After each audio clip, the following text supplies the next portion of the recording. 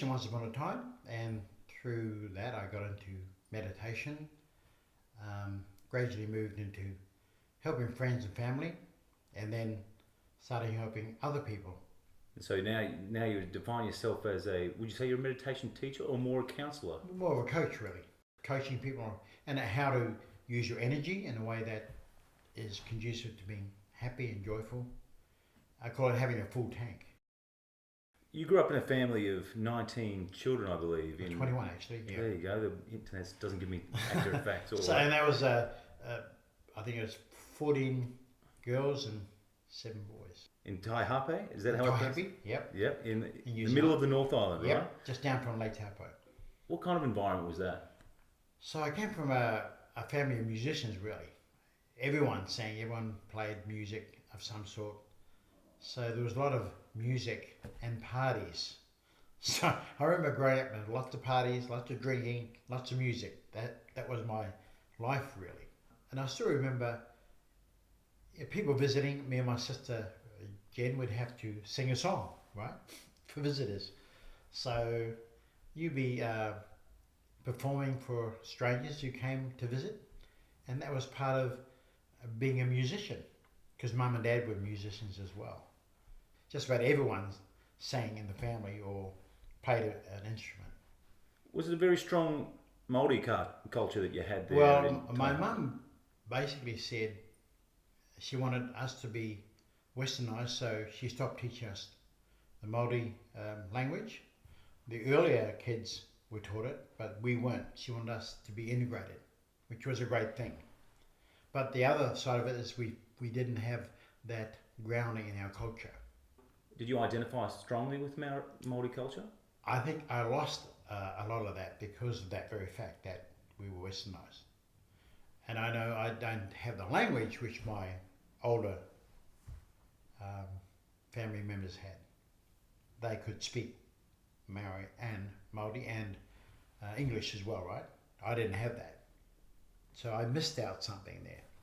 But paradox is, my daughter's now learning Māori in her work, so it's coming back. In that time, you weren't allowed to speak Māori at school. You were hit on the hand, right? Really? Oh yeah, they didn't allow the language to come in at all. In a family that big, was it hard to find your own identity with, of yourself, considering there are so many other children around? How do you stand out in that circumstance? Well, see, because there was this lot and then that lot, and I was in the lot where there was about 4 or 5 of us together. So they're the ones I really knew. I didn't know the others very well. So they would leave home and then you'd have your little litter, right? That was your group of family that you got to know. I think the 60s would characterise in New Zealand as a period of strength in the 3 R's, which were rugby, racing, and they said beer, finishing with the R in beer. Right. Does that echo with that your pretty memories much is there? what I grew up with that around me. And it was neither good nor bad. It was just how it was, right? Was there a pressure to be, as a Māori man, to with the warrior mentality that we associate with that culture? Was there a pressure to show that kind of masculinity in that kind of regard? Well, let's say if I had a bit of drinker, but I remember very clearly I was very young, about 6 or 7, and I decided these adults look silly being drunk and doing what they're doing and smoking, so I thought to myself, I'm never going to smoke or drink. I remember that very distinctly. At what age was that? About 6 or 7. People would pressure me first of all to have a drink or have a smoke, and then they realised I would stay firm and they'd stop doing that. So it was very unusual that I grew up, all around me people were drinking and getting drunk and smoking, and I didn't do that. Did you associate it with violence, or did you... No, just being silly, stupid, violent sometimes as well. I mean, I saw people who were sober being terrible when they were drunk, right? So I think that made me make up my mind, helped me make my mind. Were you ever violent yourself? No. I think I might have been pushy with my ex-wife one particular time, but that was enough to wake me up to not doing that.